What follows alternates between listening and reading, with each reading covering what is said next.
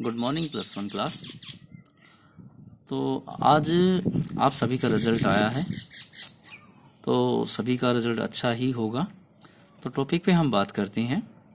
तो यहाँ पर हम आगे, जैसे हमने लास्ट टॉपिक बात की थी, किस पे बात की थी हमने? Variation of atomic size. हमने अभी तक variation of atomic size period में किया था। इन ए पीरियड, जब हम पीरियड में लेफ्ट टू राइट जाते हैं तो साइज क्या होता है? डिक्रीज हो रहा है। ऑक्सीजन का वहां इंक्रीज हुआ था इलेक्ट्रॉन इलेक्ट्रॉन रिपल्सन की वजह से। अब हम बात करते हैं variation of atomic size in a group. तो हम आगे ग्रुप में बात करते हैं। तो इन ए ग्रुप, अगर हम ग्रुप की बात करें तो ग्रुप होगा टॉप टू बॉटम जाते हुए। तो when we go top to bottom in a group, तो एटॉमिक साइज क्या होगा? इंक्रीज करेगा। इंक्रीज करने की वजह है तो सेल का बढ़ना, क्योंकि हमने बात की थी कि एटॉमिक साइज का घटना या बढ़ना बात पर डिपेंड करता है, नंबर एक न्यूक्लियर चार्ज और नंबर ऑफ सेल। तो यहां पर देखें, जो सेल का बढ़ना है वो ज्यादा प्रभावी है न्यूक्लियर चार्ज से, क्योंकि दोनों बढ़ेंगे। यहाँ पर न्यूक्लियर चार्ज भी बढ़ेगा और सेल भी बढ़ेंगे, मगर effect of shell increasing will be the greater as compare to the effect of the nuclear charge, जिसकी वजह से यहाँ पर इफेक्ट क्या होगा? इंक्रीजिंग इफेक्ट रहेगा मैक्सिमम। तो यहाँ पर देखें, जैसे हम टॉप टू बॉटम जाते हैं, हाइड्रोजन, लिथियम, सोडियम। तो हाइड्रोजन के लिए सेल 1 है, लिथियम के लिए सेल 2 है और सोडियम के लिए सेल 3 है। तो इसलिए सोडियम इन तीनों में सबसे बड़ा हुआ, लिथियम उससे छोटा और हाइड्रोजन इन तीनों में सबसे छोटा। अब आगे हम बात करते हैं आयनिक रेडियस। अभी तक हमने बात की थी एटॉमिक रेडियस, अब हम बात कर रहे हैं आयनिक रेडियस। तो ये हमारा तीसरा पॉइंट हो गया है हमारे पास में। हमने एटॉमिक वॉल्यूम के बारे में बात किया, एटॉमिक साइज, अब है आयनिक रेडियस। तो आयनिक रेडियस में कहता है कि किसी भी आयन के अंदर उसके न्यूक्लियस से सबसे बाहरी जो इलेक्ट्रॉन है उसकी जो डिस्टेंस है, हम उसे आयनिक रेडियस कहेंगे। It is the effective distance from the centre of the nucleus to the its outermost electron.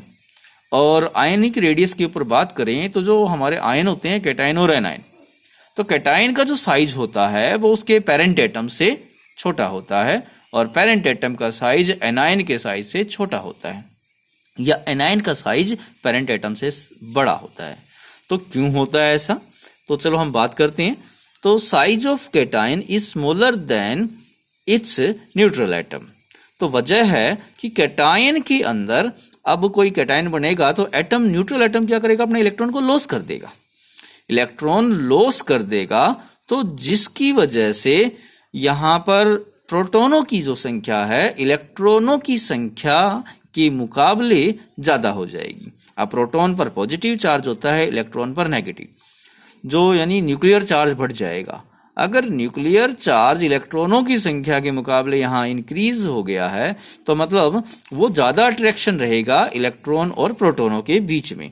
Example लेते हैं, जैसे क्लोरीन, Cl पॉजिटिव, क्लोरीन का कैटायन मैं लूं तो इसमें क्लोरीन का एटॉमिक नंबर होता है 17।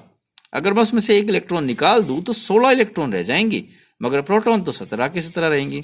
तो देखिए 17 प्रोटॉन अगर 16 इलेक्ट्रॉनों को खींचेंगे तो उनका प्रभाव इलेक्ट्रॉनों पर अट्रैक्टिव ज्यादा रहेगा। मगर क्लोरीन एटम में बात करें तो यहाँ पर 17 इलेक्ट्रॉन 17 प्रोटॉन है, 17 प्रोटॉन 17 इलेक्ट्रॉनों को न्यूक्लियस की तरफ खींचेंगे तो वहां अट्रैक्शन थोड़ा कम रहेगा। तो इसकी वजह से Cl का जो साइज है बड़ा रहेगा Cl पॉजिटिव के साइज से, मतलब कैटायन का साइज क्या रहा? छोटा। आगे हम बात करते हैं, size of anion is greater then it's neutral atom. Anion का साइज ज्यादा क्यों होता है न्यूट्रल एटम से? तो वही बात हम कहते हैं, एनायन के अंदर क्या होंगे? इलेक्ट्रॉन की संख्या, जितना ज्यादा नेगेटिव चार्ज आएगा उतने इलेक्ट्रॉन बढ़ गए हैं। तो मतलब एनायन के अंदर इलेक्ट्रॉनों की संख्या प्रोटॉनों की संख्या के मुकाबले ज्यादा रहेगी, और पेरेंट न्यूट्रल एटम या पेरेंट एटम के अंदर इलेक्ट्रॉन और प्रोटॉनों की संख्या क्या रहेगी? बराबर। तो इस वजह से अगर ज्यादा इलेक्ट्रॉन हो गए हैं तो प्रोटॉन कम हो गए हैं, तो उनका अट्रैक्शन थोड़ा सा कम रहेगा और इलेक्ट्रॉन और इलेक्ट्रॉनों की रिपल्सन जो होगा वो ज्यादा हो जाएगा, जिससे इलेक्ट्रॉन क्या होंगे? रिपल्सन की वजह से थोड़े एक्सपेंड करेंगे तो जिसकी वजह से क्या होगा? उनका साइज इंक्रीज करेगा। तो यहां पर हम बात करें due to which electron repulsion is greater than electron proton या electron nucleus attraction, so anion have the greater size that the neutral atom.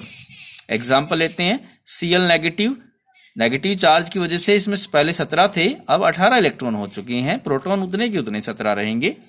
अगर हम केवल क्लोरीन एटम की बात करें तो यहां पर इलेक्ट्रॉन 17, प्रोटॉन भी हमारे पास कितने रहेंगे, 17 प्रोटॉन रहेंगे।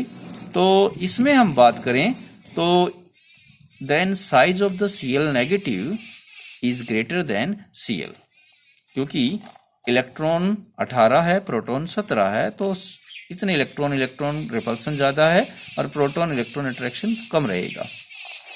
अब इंपॉर्टेंट पॉइंट हम बात करते हैं इनके ऊपर, आयंस के ऊपर।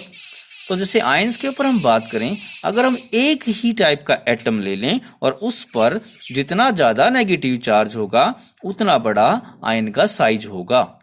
तो जैसे कि N3 नेगेटिव बड़ा साइज का रहेगा N2 नेगेटिव से, ये बड़ा साइज का रहेगा N नेगेटिव से, और ये बड़ा साइज का रहेगा N से।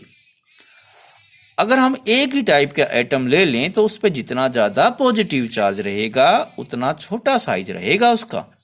तो जैसे कि एल्यूमिनियम 3 पॉजिटिव छोटा रहेगा एल्यूमिनियम 2 पॉजिटिव से, एल्यूमिनियम 2 पॉजिटिव छोटा रहेगा एल्यूमिनियम पॉजिटिव से, और ये छोटा रहेगा एल्यूमिनियम एटम से।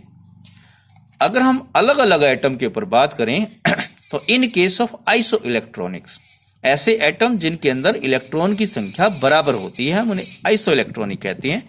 जितना ज्यादा नेगेटिव चार्ज रहेगा आइसो इलेक्ट्रॉनिक में उतना ज्यादा साइज बड़ा रहेगा, एंड जितना ज्यादा पॉजिटिव रहेगा उतना साइज हमारा क्या रहेगा, छोटा रहेगा। जैसे हम बात करें, ये जो सभी आइसो इलेक्ट्रॉनिक है उनके अंदर 10 इलेक्ट्रॉन है, तो उसमें देखें नाइट्रोजन पर सबसे ज्यादा नेगेटिव चार्ज है इसलिए उसका साइज बड़ा है, उसे छोटा ऑक्सीजन 2 नेगेटिव है, फ्लोरीन नेगेटिव उससे छोटा है, नियोन उससे छोटा है, सोडियम उससे भी छोटा है, मैग्नीशियम 2 पॉजिटिव उससे छोटा है, और एल्यूमिनियम 3 पॉजिटिव में सबसे छोटा रहेगा।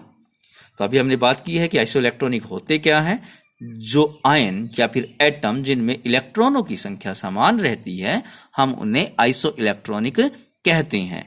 एग्जाम्पल हमारे पास अभी कुछ एग्जाम्पल हमने ऊपर लिए हैं जिनमें 10 इलेक्ट्रॉन है, 18 इलेक्ट्रॉन वाले आइसो इलेक्ट्रॉनिक हैं, जैसे कि हमारे पास फॉस्फोरस 3 पॉजिटिव, सल्फर 2 नेगेटिव, और यहाँ पर chlorine negative, argon, potassium positive and calcium 2 positive. ये वो आइसो इलेक्ट्रॉनिक है जिनमें इलेक्ट्रॉन 18 होते हैं। आगे टॉपिक हम नेक्स्ट वीडियो में बात करेंगे।